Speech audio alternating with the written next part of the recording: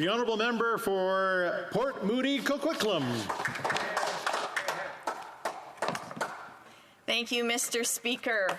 There's been a lot of talk on housing supply in this House, and across the lower mainland of British Columbia, up to 25% of newly built luxury condos are sitting vacant.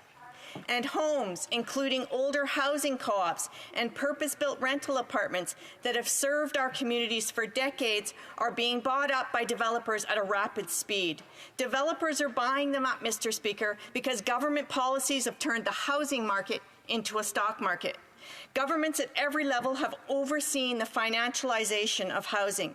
Instead of protecting our social housing stock, they encouraged upzoning and gentrification in the name of density. Density dreams belong to developers, Mr. Speaker. The financialization of housing is only working for the wealthy and leaving people behind. Truly affordable social housing has been sacrificed to create an asset class for pension funds and the wealthiest people and companies across the globe.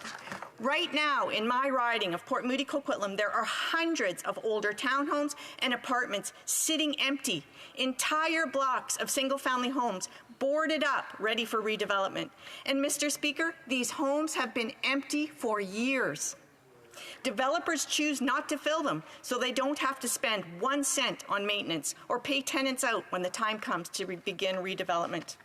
This is wrong, Mr. Speaker. During this housing crisis, governments have allowed wealthy developers to hoard housing, allowing perfectly good homes to sit empty to protect the profits of corporations over the well-being of my residents. There is also a problem with the marketing of housing. High-end sales centers for luxury condos exist overseas. Actually, Mr. Speaker, when a traveler arrives through the international terminal at YVR, there are enticing posters of luxury housing to attract international investment. Even on the local front, developers begin marketing projects even before the municipalities rezone the land. It's disrespectful and a disregard for communities. Mr. Speaker, the current housing crisis appears to be a crisis of negligence. Negligence in protecting precious housing supply that people call home. I hear the calls for supply, supply, supply, and I need to clarify that call.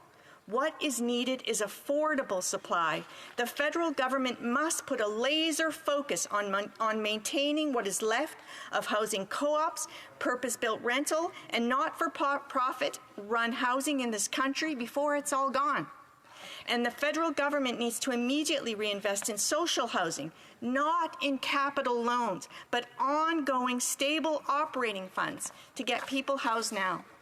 In closing, I want to share just a few of the things I've heard from social housing partners on the ground who are competing with corporate interests to keep the most vulnerable housed. For every 1 new purpose-built rental unit that's being built, we are losing 3.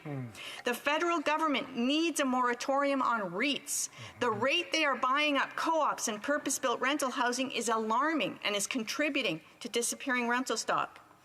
Number 3, I've heard, we need a social development acquisition fund in addition to the Urban Housing Accelerator Fund so that not-for-profits can buy housing and they can, so not-for-profits can buy housing.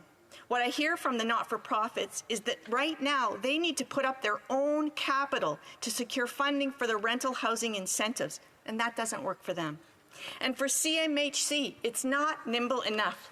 The limitations at CMHC need to be fixed. They have not been able to deliver the housing at the pace needed.